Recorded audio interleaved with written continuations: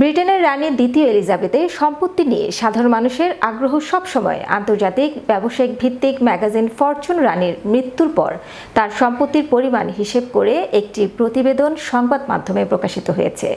সেটিতে বলা হয়েছে রানীর ব্যক্তিগত সম্পত্তির পরিমাণ $500 বিলিয়ন।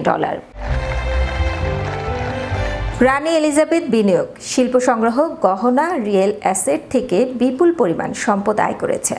এছাড়া মায়ের কাছ থেকে পাওয়া $70 মিলিয়ন মূল্যের পারিবারিক সম্পত্তিও রয়েছে এর মধ্যে।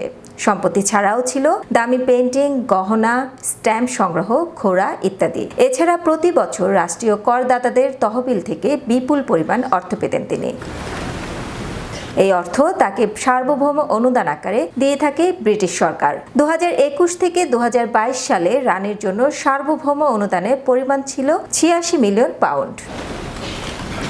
রানীর আয়ের বেশ কিছু উৎস রয়েছে। এর মধ্যে একটি হচ্ছে রাজ পরিবারের বাণিজ্যিক, কৃষিজাত ও আবাসিক সম্পত্তি দ্য ড্যাচি অফ ল্যাঙ্কাস্টার। এটি উত্তরাধিকার সূত্রে রাজা ষষ্ঠ জর্জের মৃত্যুর পর বড় মেয়ে হিসেবে পেয়েছেন তিনি।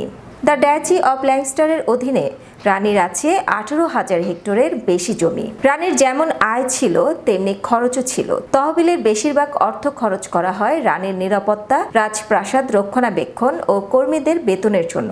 ধারণা করা হয় নিরাপত্তা খরচ সহ রাজপরিবারের মোট বার্ষিক খরচ প্রায় £34 কোটি।